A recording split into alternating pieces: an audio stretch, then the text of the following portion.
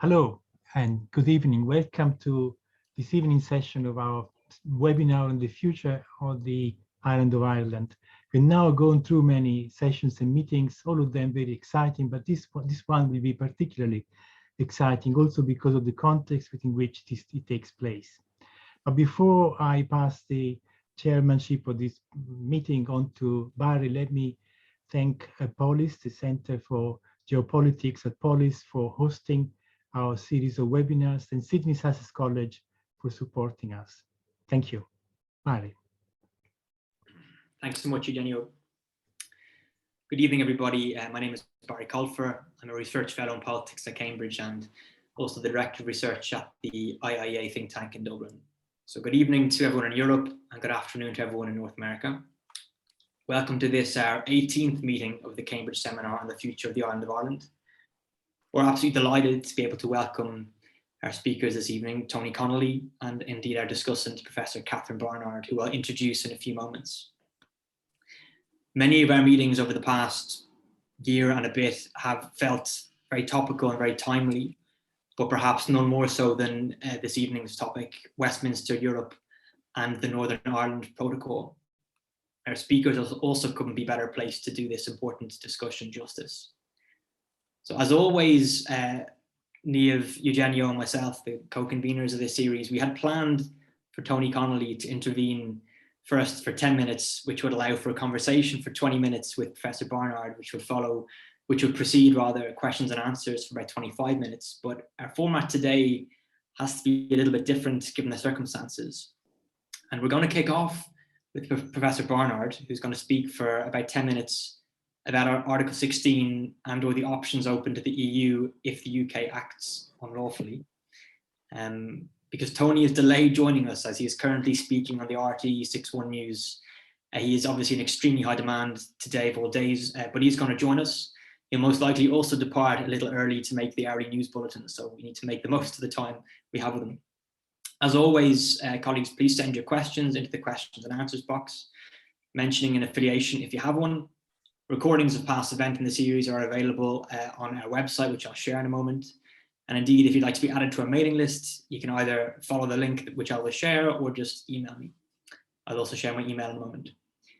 I'm also delighted, just the last little bit of housekeeping before handing things over to Catherine. I'll also obviously introduce Tony and Catherine in a moment. I'm delighted that next week we'll have our final meeting of this term. And we're going to have a panel on the Northern Ireland elections. So that's at 6 p.m. on Monday, the 23rd of May. We're going to have three speakers, Michael Darcy, who is an avid attendee of these meetings. He's a senior research associate at the Centre for Cross-Border Studies. Freya Clements, who's the Northern editor for the Irish Times. And Lisa Clare Whitten, who has appeared previously on our series, and she's a research fellow in politics at QUB, Queen's University Belfast, and an expert in the Northern Ireland Protocol. I'll provide a registration link to the event in a moment as well. And indeed, after next Monday, we will return in the new year with a full new and updated programme of events. So we'll be continuing for what will be a third year, which is very exciting. So our main speaker tonight, well, one of our two main speakers tonight will be Tony Connelly. Tony is the Europe editor for RTE, Ireland's public broadcaster. Tony has reported extensively on Brexit and has been covering EU and European affairs since 2001. Tony has reported on conflicts in Africa, the Caucasus, the Balkans, and the Middle East. He is the recipient of 2 ESB National Media Awards, a European Journalism Award, and a New York Festival's Radio Award.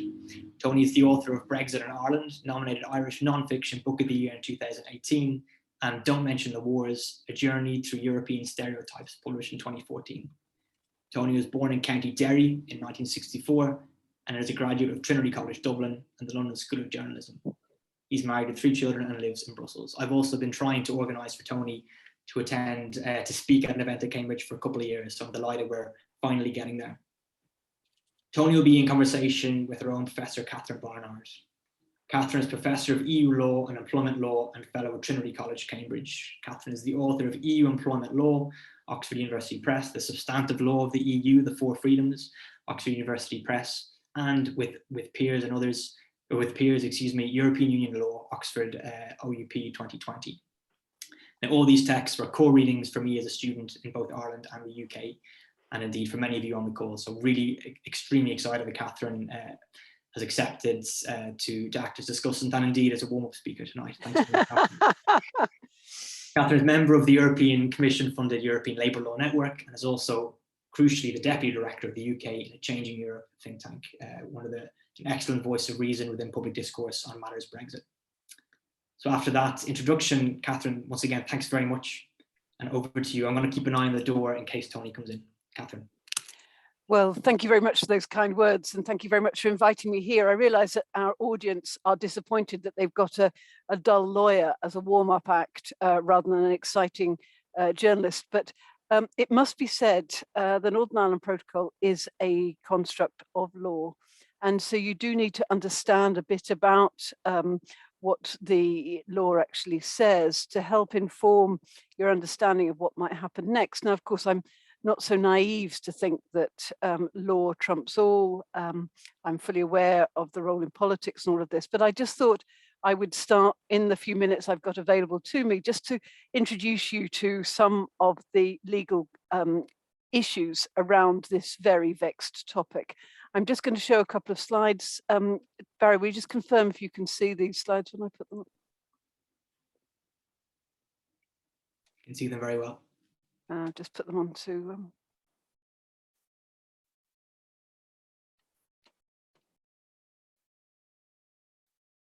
Is that clear for you? Yeah, looking good. Great, thank you. So I'm going to talk primarily about the dreaded Article 16, which is bandied about all the time. And then I'm also going to talk about what else the UK might do. Now, Article 16 is a very odd beast. It's in the Northern Ireland Protocol.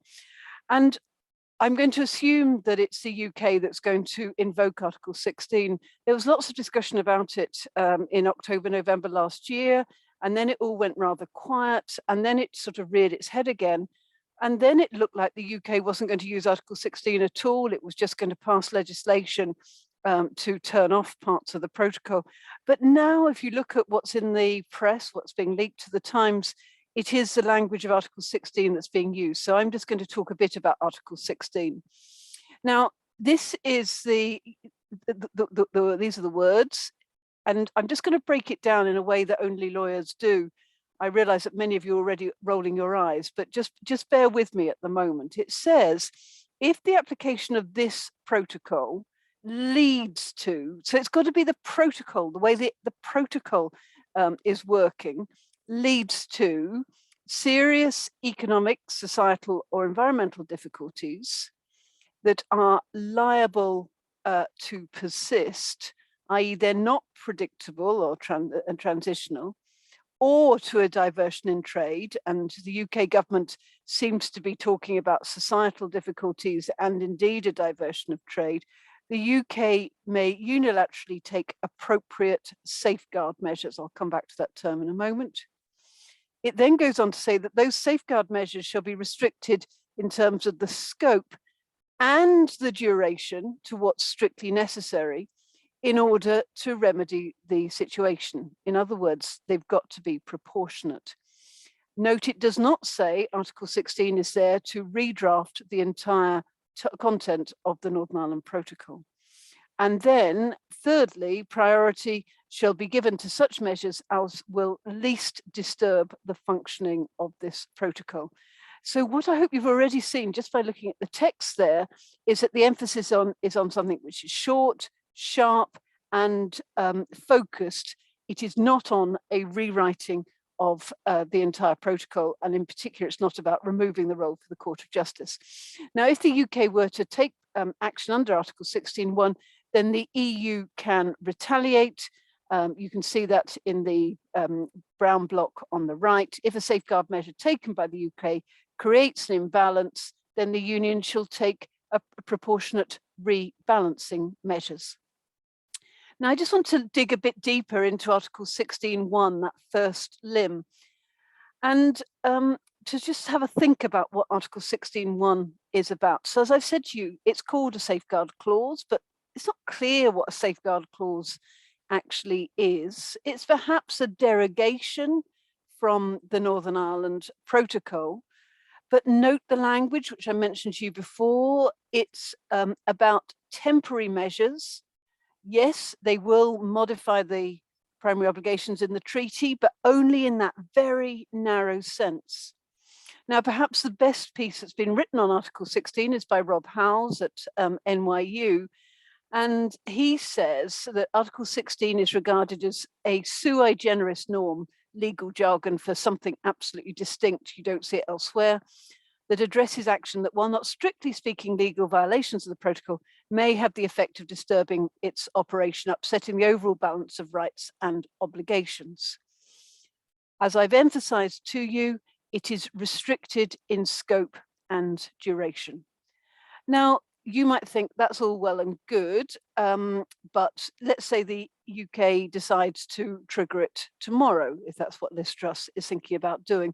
Will that precipitate immediate change? Well, the answer to that question is no, because there is a procedure that has to be applied, a procedure which is laid down in Article 16.3, which refers to Annex 7 of the Northern Ireland Protocol. And what I want you to note, I'm not going to get into all the nuts and bolts, but what I want you to note is that the whole purpose of this procedure is a delaying mechanism to provide time to try and get things sorted out before things get really very unpleasant indeed. So as you can see, there's a notification obligation, that's a grey column on the left, and that requires the UK to give 1 month's notice. Then you get into a process of consultations in the joint committee to try and find a commonly agreed solution. If there are exceptional circumstances requiring immediate action, the UK can act straight away. But it's quite hard to say that there are exceptional circumstances at the moment, since the UK has been threatening to do this since last July. And then if that consultation doesn't deliver a solution, then third block, the UK shall notify the measures it's going to take to the joint committee. That's the political body set up under the withdrawal agreement. And then what happens next is set out in the final box. So you've got safeguard measures and they're reviewed on a regular basis. So point to note here is that this is a slowish burn, not a big bang. And so even if there are grounds for invoking Article 16 by the UK, it's not going to happen overnight. There is a built-in delaying mechanism. Now, the next slide will make you jump, and the text is very small.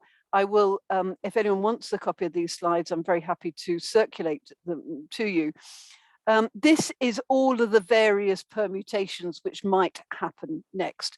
Now, in an ideal world, you have a negotiated solution, which leads to the Northern Ireland Protocol being amended. But the chance of that happening at the moment are incredibly small, because Marko Sefcovic, the negotiator from the EU side, has not got a mandate to tear up the Northern Ireland Protocol and restart.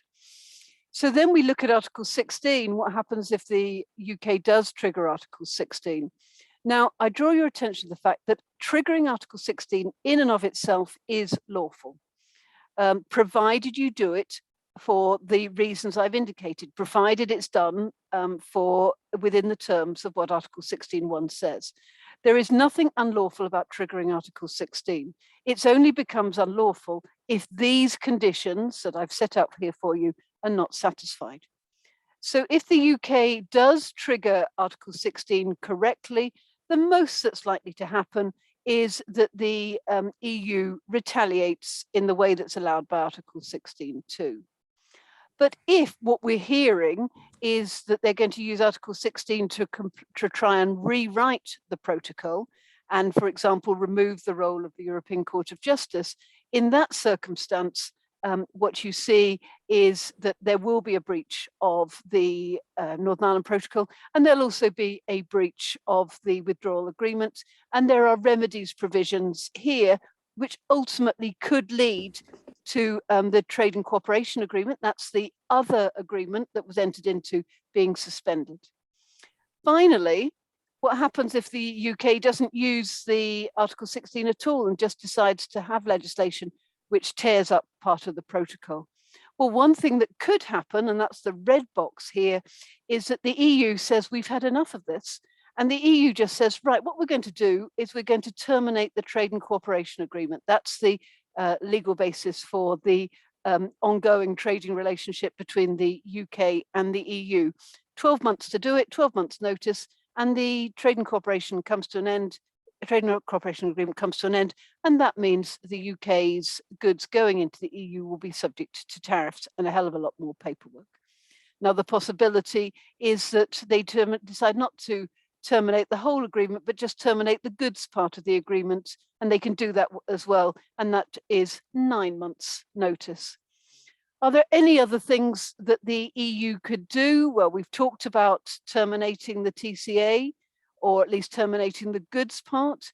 They might start to say that actually the UK's bad faith and the UK's failure to respect the rule of law is a serious and substantial breach of the rule of law, and that gives the EU the opportunity to suspend the trade and cooperation agreement rather than terminate it.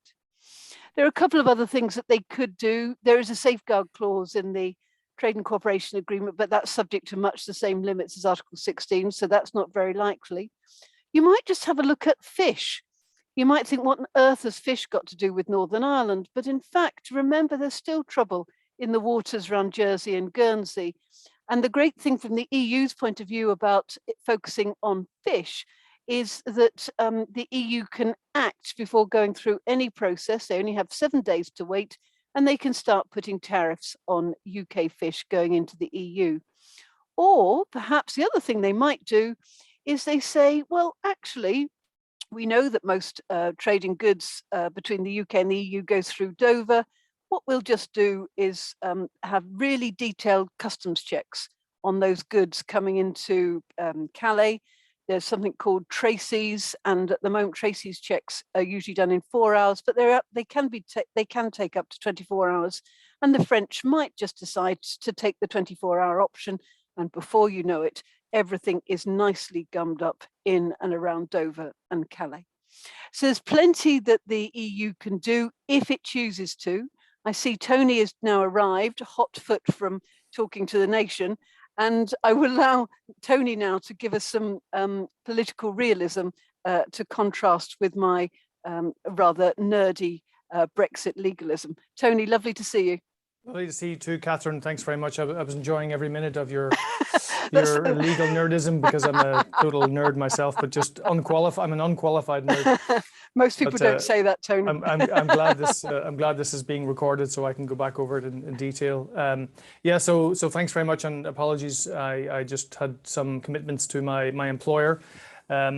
On this very subject we're talking about. It's obviously a very auspicious day to be having this seminar, so great to be able to bring people up to speed. So as we speak at the moment, Simon Coveney is in a meeting with Maroš Šefčovič. Simon Coveney, the Irish Foreign Minister, of course, and Maroš Šefčovič, the EU's chief negotiator. So that would be a very interesting encounter.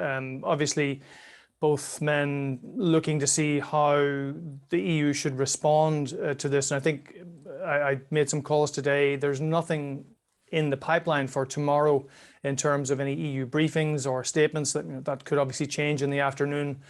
There were phone calls today between the Taoiseach and Charles Michel, and that followed obviously a very difficult phone call between the Taoiseach, Micheál Martin, and Boris Johnson last week.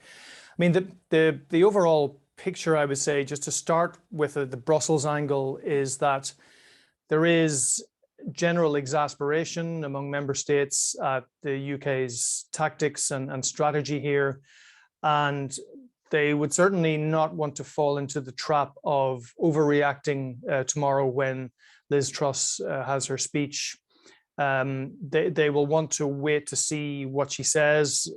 It seems from briefing today that she's not actually going to unveil legislation, but will certainly announce that legislation is on the way. But that's still seen as putting a gun on the table or near the table in the hope that the EU will be somehow jolted out of its torpor and will suddenly give the UK everything it wants. I mean, the EU is absolutely transfixed and preoccupied by the war in Ukraine.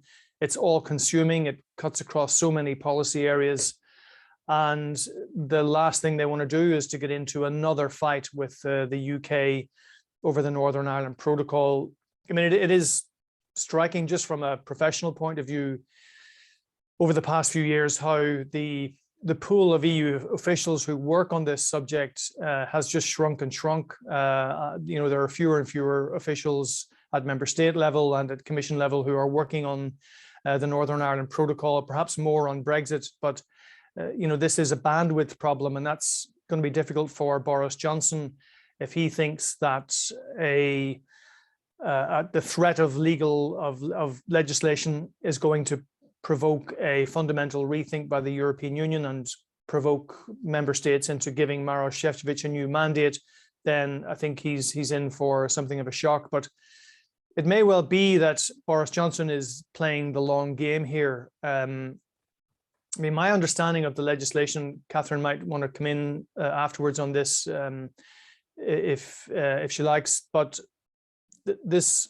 legislation has been in the works for quite some time. There was a speech by David Frost to the House of Lords last September when he talked about the retained EU law problem and how the UK would have to legislate to do away with these horrible EU laws that were kind of hanging over Brexit Britain. And my understanding is that at that point, the work began on preparing domestic legislation which would give the UK a free hand to disapply elements of the protocol. And the key part of that is the EU Withdrawal Act, which obviously enshrines the withdrawal agreement in British law. The Northern Ireland Protocol is part of that. So the Northern Ireland Protocol is supreme in UK law, thanks to Article 7A Section 7A of the EU Withdrawal Act.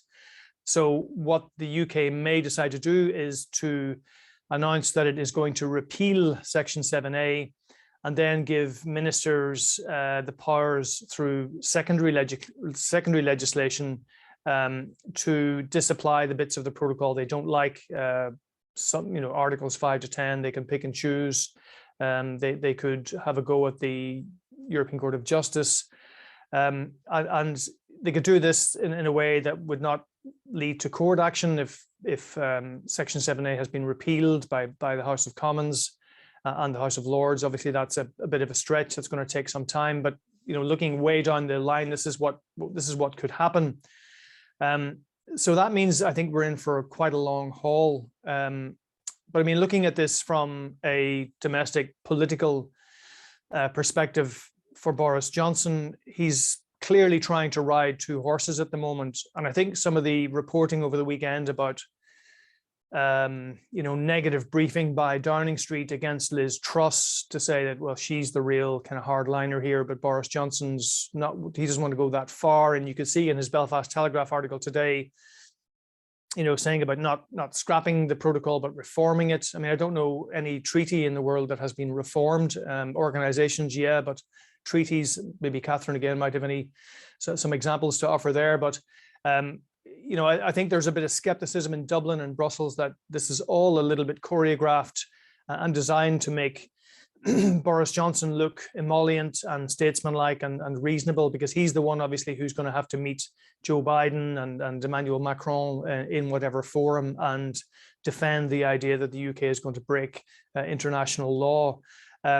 But at the same time, he has to signal to the ERG and to the DUP as well that he's going to take action. So the speech tomorrow, everyone will be looking for clues to see what Liz Truss says about what this legislation is going to look like, and whether there is clearly stuff in there for the ERG. The interesting thing about Article 16 is that it is more immediate. If you can trigger Article 16 whenever you like, and that would meet the test of action that the DUP wants. Signaling that you're going to bring in legislation is not the immediate action that the ERG and the DUP want. Certainly, Jeffrey Donaldson today saying that signaling legislation wouldn't be enough. He would only go back into Stormont once the legislation is enacted. So he's again raising the bar there. But Downing Street, my understanding is that Downing Street is briefing the ERG to say, look, you need to get behind the PM on this. This is basically this idea of repealing Section 7A is going to give the government the ability to take big choices on the protocol when the time comes, so that if we don't get the deal from the EU that we like, then ministers' hands aren't tied. They can do this by secondary legislation and take whatever measures they need. Now, obviously, it's a big step to announce this and signal it. It's another thing to get it through the House of Commons and the House of Lords, and that could take a long time, but it's still possible that it could be done. So the question then would be, what does the EU do? Certainly the signals I've been getting is that, of course, the EU doesn't want to get into a trade war with the UK at the moment. They certainly are happy that both the EU and UK are working closely together on forming sanctions and generally coordinating the diplomatic response to the war in Ukraine. But at the same time, the EU is not simply just going to roll over and give the UK what it wants. So certainly there's a strong possibility that if this starts to move towards the statutes books, then the EU would revive the legal action that it took against the UK when it had its extended grace period unilaterally in the spring of last year. Now that legal action was paused when the command paper came out to try and give the talks process a bit of time and space, but that could obviously be revived, that legal action. And then ultimately, as Catherine has been explaining, the EU could take retaliatory measure, trade measures, and so on. I mean, just to talk a little bit about where things were at with those technical talks. So the technical talks really began in earnest after the EU published its 4 non-papers, its discussion papers in, I think it was October the 13th last year. So they covered medicines and customs, agri-food, and governance, or what kind of role Northern Ireland institutions and stakeholders could have in monitoring and implementing the protocol. Now, Maros Šefčovič in September of last year thought he could have this whole thing wrapped up by Christmas. He felt that this was a big step forward by the EU to try and meet some of the concerns of not necessarily the UK government, but the concerns of ordinary people in Northern Ireland. There was a visit by Maros Šefčovič to Northern Ireland in September, and there was a lot of briefing around that this was him going to stakeholders, meeting as many people as possible, asking them directly what they wanted, how could the thing be fixed, and then the EU going off and then coming back with these proposals, which they said reflected the genuine concerns and anxieties of businesses and stakeholders. But in the back of all that, then there was a real anger, or certainly annoyance in Brussels, that David Frost had introduced the idea of the European Court of Justice being stripped out of the protocol. This was seen as a completely ideological, out of the blue ask that was almost designed to frustrate the whole talks process and trying to find some common ground. I mean, after the UK command paper came out in July of last year, I think there was definitely a move by the European Union to kind of just pause and not to trigger legal action, because the command paper clearly, if you enacted all of it in letter and spirit, it would mean a renegotiation of the protocol. But I think there was some strong direction from Berlin at the time. Angela Merkel was still with us, God bless her. And she had signaled that, look, whatever differences we have about the UK, with the UK and Northern Ireland and the protocol, it's still a big economy. It's still a G7 member. We have to be able to do business, and let's see if we can find some way forward.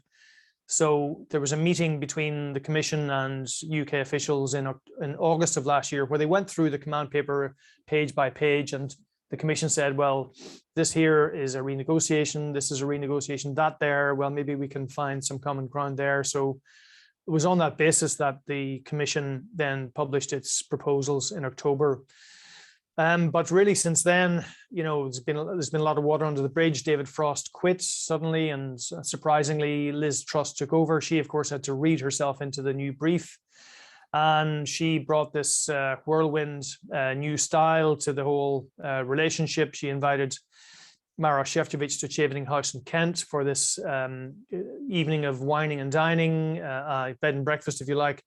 And there was some quiet optimism that this might be doable. I think the view in Dublin was that because Liz Truss wasn't just a Brexit minister, she would have to take the bigger picture, and she would have to be cognizant of what Washington was going to say, cognizant of the UK's wider reputation in Europe and elsewhere, and that she was a deal maker and perhaps had less of the, well, definitely had less of the baggage associated with David Frost. I mean, that relationship had really soured very badly. But now, lo and behold, Liz Truss is part of the rogues gallery, according to the Irish government, you know, with this very aggressive briefing and laying down the law. If you don't show the requisite flexibility, then we're going to take action. And so that you know, we are now back in a mess. And I think the problem for the EU is they can't suddenly just trot up to the table and say, okay, we hear you, now how can we help? The EU can't be seen to be capitulating to guns on or near the table and this threat of legislation. In terms of where they were at on the key issues, I mean, I've seen some of the detail. The Institute for Government has done a very good sort of sketch out of what the UK demands are. Sam Lowe as well, the trade expert, has done some very good work on this. Now, these are not new demands from the UK. These have been in the mix in the technical talks, but they haven't really got anywhere. And I think the EU believes that what the UK is looking for is still a bridge too far. I mean, this idea that there shouldn't be any checks and controls on agri-food products coming from Great Britain to Northern Ireland if it's clear those goods are staying in Northern Ireland. The same with customs formalities. I mean, the EU's proposals last year spoke about an 80% cut in the level of customs formalities and a 50% cut in SPS, sanitary and phytosanitary checks, as a way to get the discussion rolling. Now, just to go back to those papers that were produced last October, the idea was to make it kind of broad brush, and in the hope that between them, that both sides could thrash out a detailed roadmap out of there, and that if the UK had general ideas that would work and that didn't breach the protocol, then the EU would certainly look at them. But I think just looking at some of the ideas the UK has, I mean, I think they really would mean the protocol was being quite badly disfigured.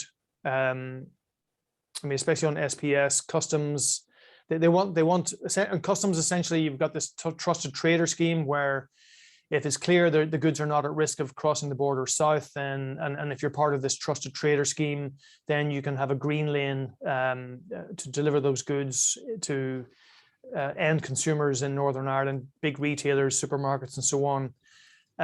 What the UK wants is to have that trusted trader scheme expanded hugely to kind of take in almost everybody.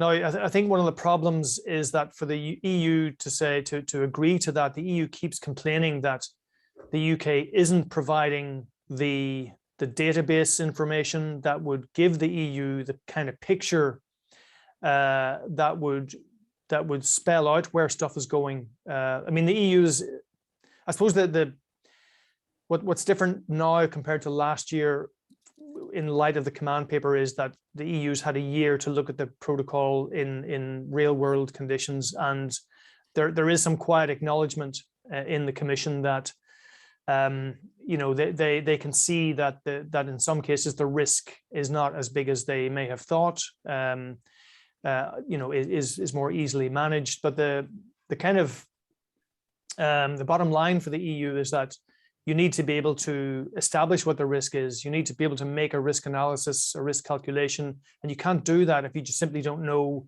where stuff is coming in.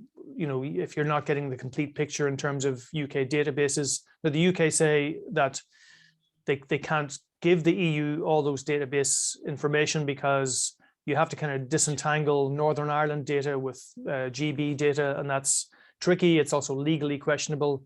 So that's been a bit of a side kind of argument between both sides.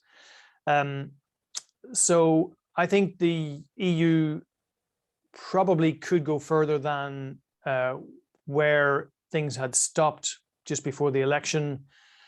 But you know, the movement from the EU was really contingent on the UK showing willing on databases and you know, other requirements, completing border control posts and staffing border control posts. Remember, border control posts is how you're going to deal with agri-food products coming in, and it became a bit of a touchstone of trust between both sides that border control posts weren't being completed. I mean, they were building these porta cabins, but they weren't building long-term permanent structures.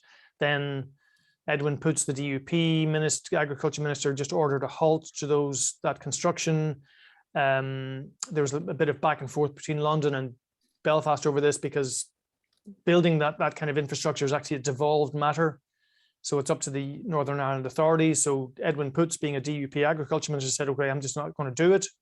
And then the UK was told, this is 2020, the UK was told that if these things are not in place by the time the protocol takes effect, then there's no legal basis on which you can bring food into Northern Ireland, technically speaking. And that's when this got spun out into an accusation that the EU was going to cause a famine in Northern Ireland.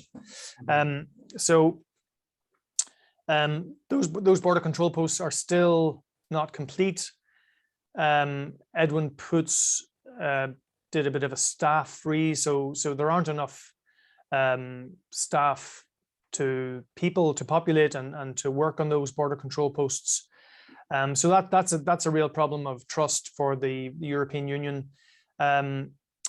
Under the UK proposals, these BCPs would only be checking goods that are clearly going to the south.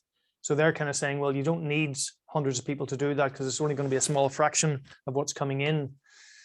So again, you're getting this, you know, new tension in the talks, which is partly the kind of blackmail effect or putting the gun on the table, and secondly, that what the UK is asking for seems to be outside the framework of the protocol. So essentially, that's why the UK is saying we need a new mandate for Maroš Šefčovič, so that the changes to the protocol may be outside their current kind of formulation. But Tony, I may just squeeze in whenever you get a second. Sorry. Sure. Sorry, I'm going on too fast here. Yeah, go ahead. No, it's absolutely phenomenal, Tony, and I don't know anybody who conveys the complexities of what's going on in such kind of accessible language. So thank you so much. I'm just conscious that you're going to have to depart soon enough to the next news bulletin. So that's right. Okay. Sorry for the background noise here at home. But Yeah, I'm going to pass you over to Catherine Barnard, because I think Catherine is brimming with questions to put to you. We'll take 10 minutes to do that, and then we'll go to the Q&A if that's all right. And we'll have you gone by before 7 o'clock, Tony. Okay, thanks. Thanks so much, Tony. That's really fascinating. It's wonderful to hear all of those bits pieces pulled together in such a coherent narrative. Well, thank you. I wanted to start with actually the very first thing you said, which is about Brussels' exasperation with the UK's tactics and strategy. I want to know whether you actually think the UK has tactics and strategy. Well, I mean, there's obviously lots of theories swirling around about this, and a lot of these theories tend to alight on the blonde hair of Boris Johnson and whether this is really about him and him trying to shore up his own support within the party. I mean, like one way of looking at this is he can kind of, if he can keep this tension going. I mean, like what are the deadlines here? Okay, Stormont has 6 months to form a new executive and assembly, and that kind of runs into the autumn, and I don't know whether it lands around the Conservative Party conference. But I mean, it's kind of a bit of a truism that if Boris Johnson can get through the Conservative Party conference in October, then he's kind of safe until the next election in terms of a challenge from within the party. Would he risk doing a deal with the EU before that? I think not. I think he wants to go into the Conservative Party conference in October, still with fire in the belly and anti-EU sentiments, and he probably won't really care too much if the net result of that is that there's still deadlock in Northern Ireland. I mean, there's a lot of tensions that we don't really know about yet. Like we don't know what the tensions are going to be like on the streets in Northern Ireland over the summer. We don't know what the political tensions are going to be between Sinn Féin and the DUP. I mean, there's going to be opinion polls that will come out and people will start to give their view of the DUP's strategy here. So there are lots of different factors that will come into play, but I think people who say that a lot of this is about Boris Johnson's own political future probably have a point. Although I also hear that he is genuinely affronted that there is a trade border through part of the UK. So it's really hard to say what the full strategy is. I think you're probably right. I think I agree. I suspect there's multi levels of going on. And I do remember at an early stage with the Northern Ireland Protocol that diplomats had been sent out to say to Spain, would you have a trade border between mainland Spain and Catalonia, for example, or the Balearics or whatever. But of course, the EU no doubt would come back and say, well, that's what you signed up to, and you knew perfectly well you were signing up to that. I wonder if I could get you to look forward and think a bit about 2024.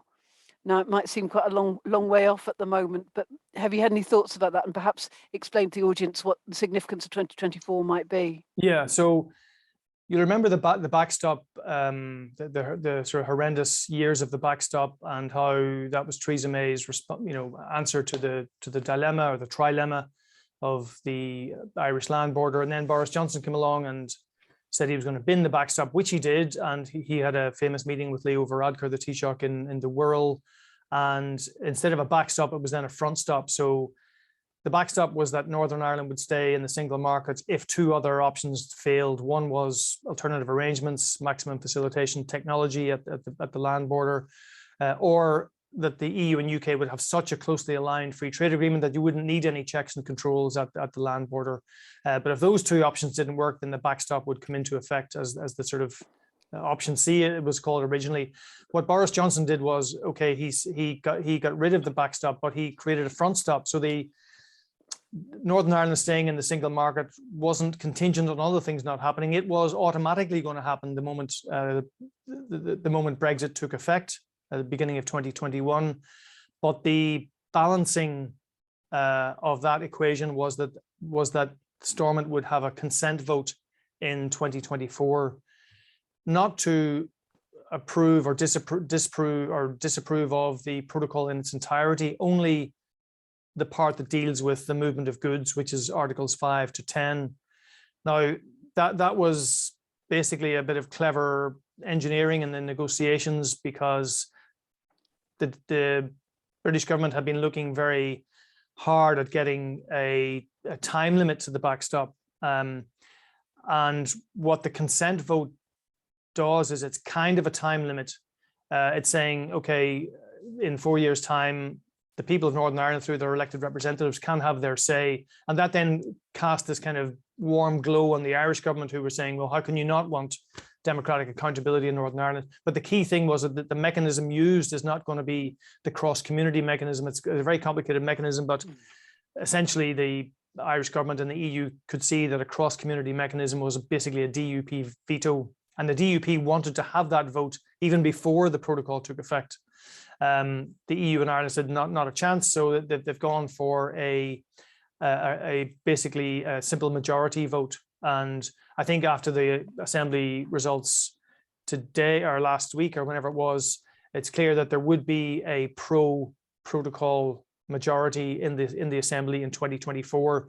But one thing to just look out for is that who knows what the British government will do to this consent vote. If they get this thing on the statute books, if they disapply parts of the protocol, they could disapply the consent vote as well, saying that we don't believe that a simple majority is fair and that we believe this should have cross-community support. So again, it would be like the UK just turning back the clock to the days before the protocol deal was done. So that's why, you know, people are genuinely worried about what this legislation is going to look like.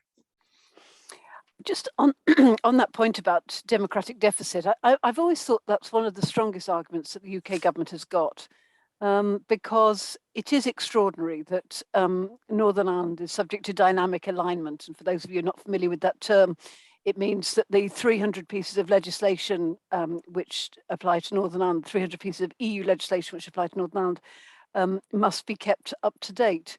And yet there is no Northern Ireland voice at all in the negotiation of that legislation. If you had a magic wand, how might you try and sort that problem out? Well, I mean, first of all, I would say, like, that's obviously a clear symbolic problem for many people in Northern Ireland on both sides. But, you know, there are structures there. There's the Joint Committee, there's the Joint Consultative Working Group, which is supposed to bring stakeholders from Northern Ireland, political parties, the institutions, into the forum to examine what the new legislation is. Now, basically, if EU single market rules are updated. Now, I mean, as you know, single market rules cover all sorts of really boring technical stuff, like, you know, patents and the structures of goods and what they should contain and not contain. And for various reasons, you know, the single market is constantly shuffling off its old skin and reinventing itself. So a lot of this is just technical sort of updating of technical regulations and so on.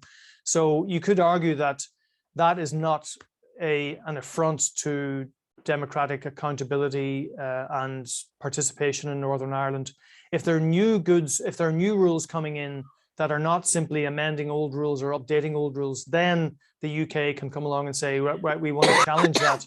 And we want to, we have the right to say, stop, you know, you can't bring that rule in. But you'd have to wonder if there's a new rule about, you know, the length of a toothpaste tube, you know, like, you know, where is the great offense to sovereignty there? And people also say, you know, like Norway and Switzerland are quite happy to, well, maybe not happy, but they feel it's a trade-off. It's a trade-off worth having, to have access to the single market without having a vote in how those rules are devised. But I know, of course, that Northern Ireland is a post-conflict society, and that's not really a fair comparison.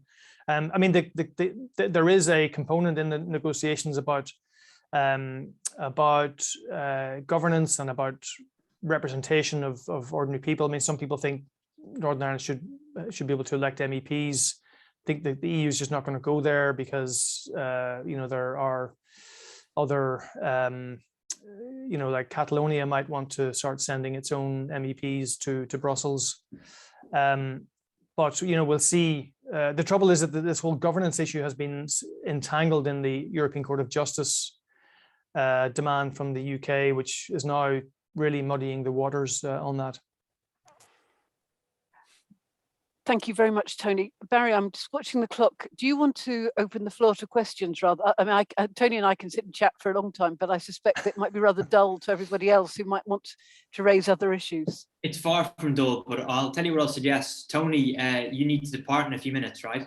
Well, I think I'm okay for about 5 or 10 minutes. Perfect. Okay. In that case, then there's certainly a question I'd like to put to you, but I'm going to ask my colleague Niamh Gallagher if Niamh would like to put a question, then Eugenio, and then he might answer those two, then back to me, and I'll then triage the questions and answers box. So Niamh. Great. Thank you very much, Barry. Thank you, Tony and Catherine, for a really exciting discussion and for making the time today. Catherine, I have a question for you, but I'm going to park it for now and just ask Tony his first of all, and I'll come back after Barry's order. So Tony, I mean, just broadening this discussion a little bit, why is Boris Johnson placating the DUP when what they've done is ostensibly anti-democratic? I mean, there's been an election, people have voted for who they want the Assembly up and running, they're preventing that from running over this issue. Why is the UK government placating that and unfurthering that rather than reacting against it in a very different way?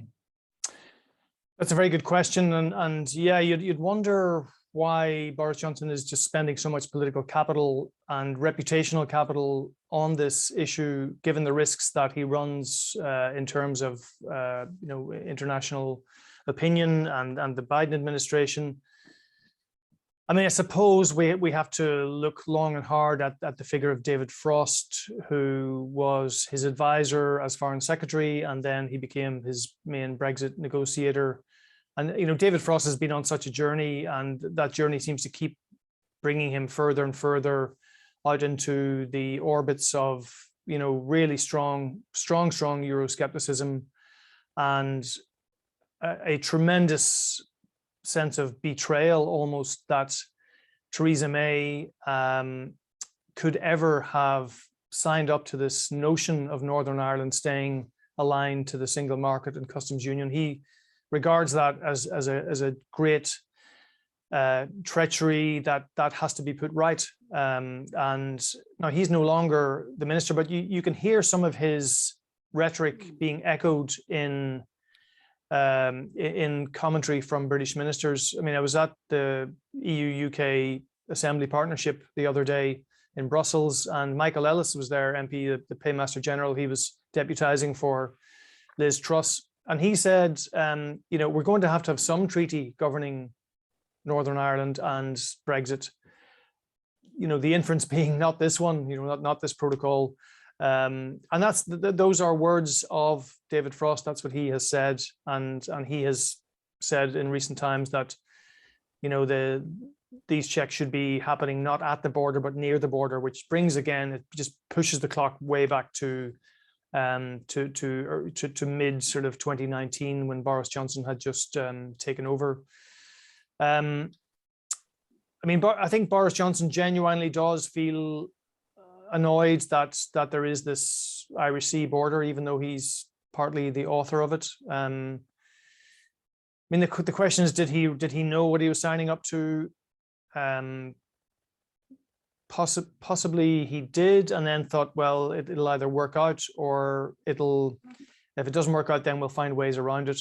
I mean, he's probably famously casual about a lot of things, and this may be just another thing that he's casual about. But I think some of the testimony of Andrew McCormick, who was a Northern Ireland civil servant at the centre of this, is very instructive.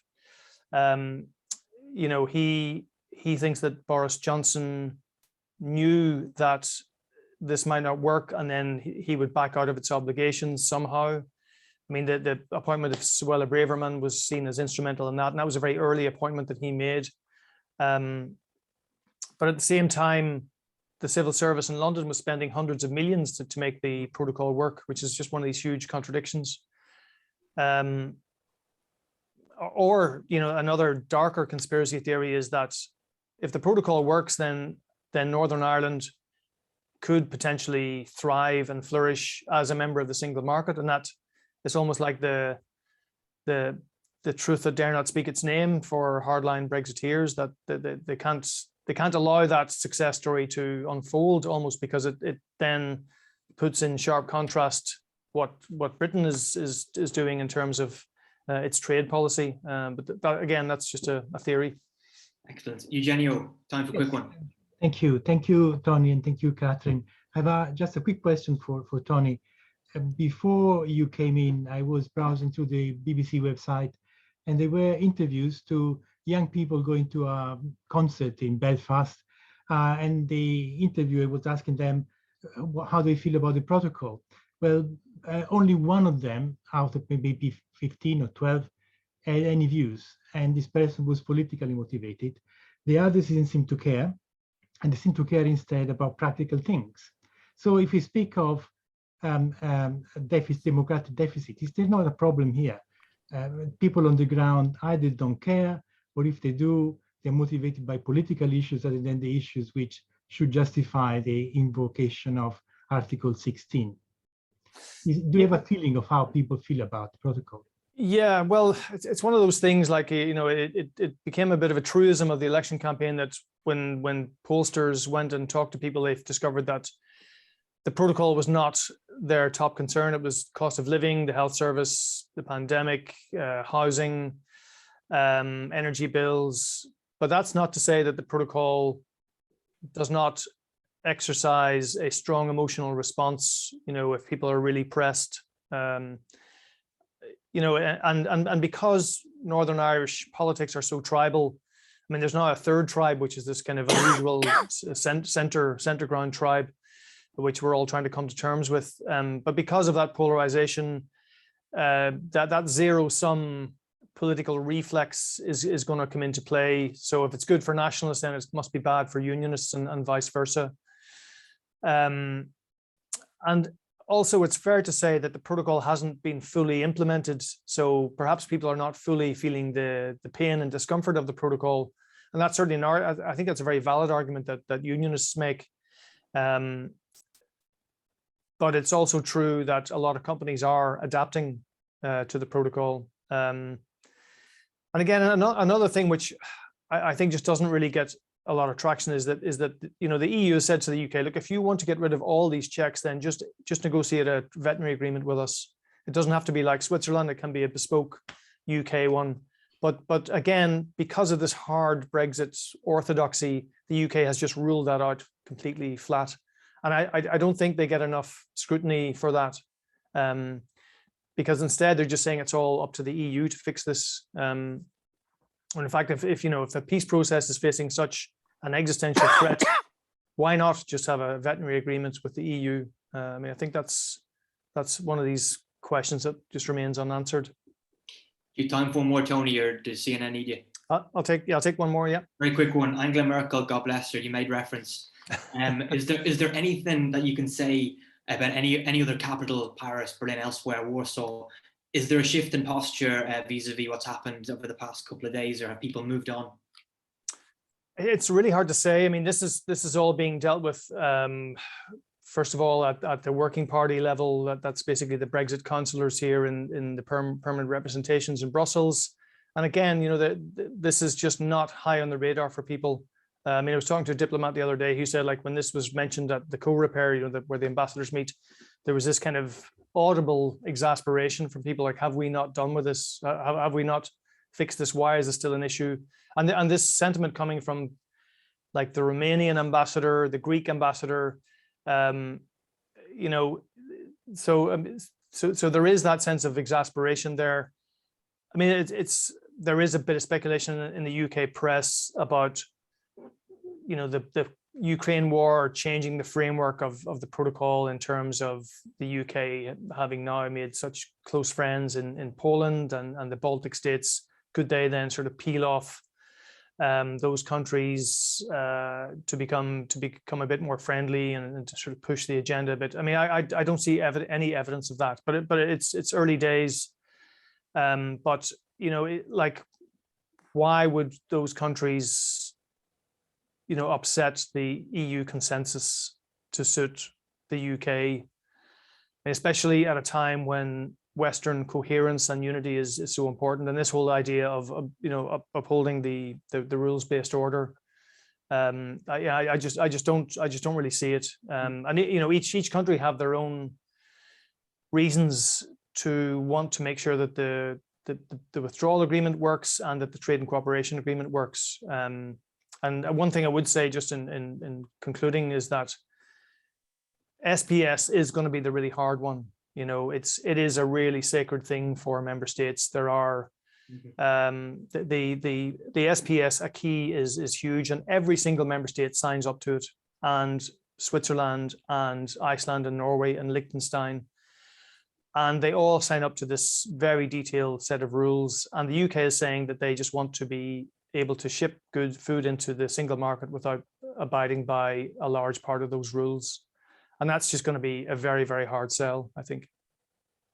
It's a good place to end, I think. Tony, thank you very, very, very much for your time, and indeed for your ongoing coverage. It's really unrivaled. And well, thanks very much, Brian. I'm glad we were finally able to get this meeting off the ground. And I apologize that I had to come into it a bit late, but no need at all. Catherine was entertaining everybody.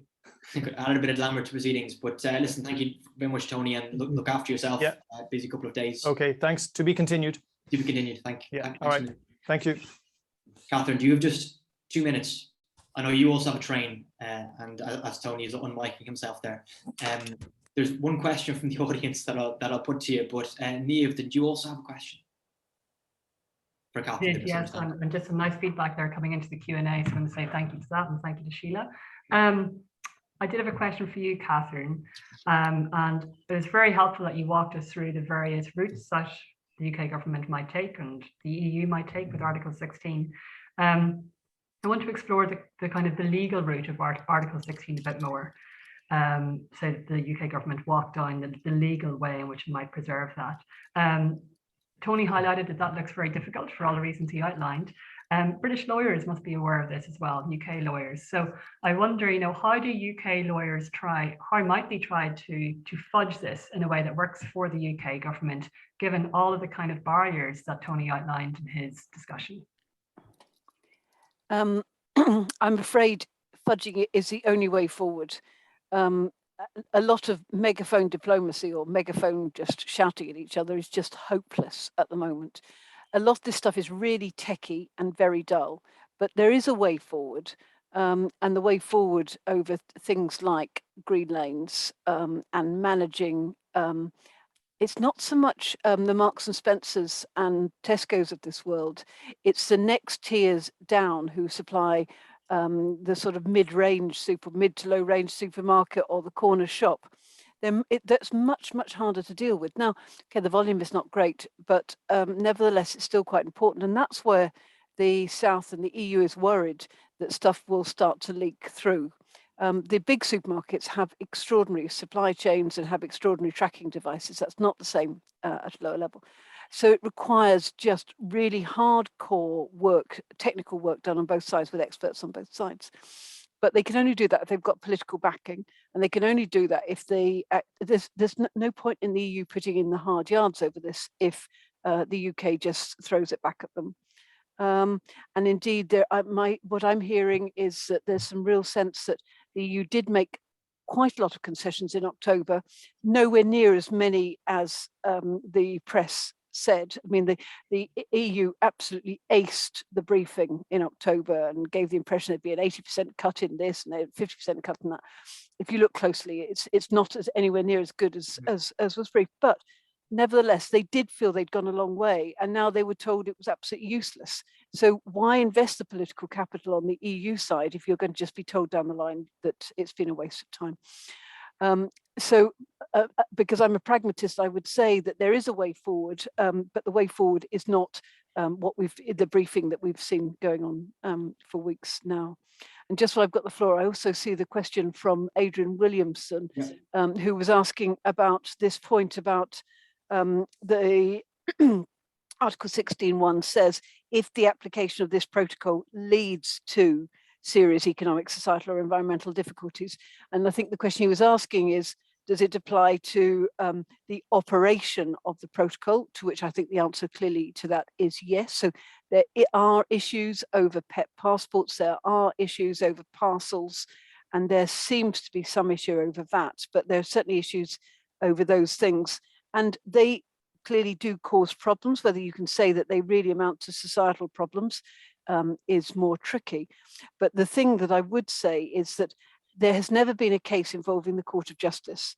Yes, we've heard that the EU did start proceedings, but there's never been a case involving the Court of Justice. Therefore, it's very difficult to say that the application of this protocol, including the role of the European Court of Justice, has led to serious societal difficulties.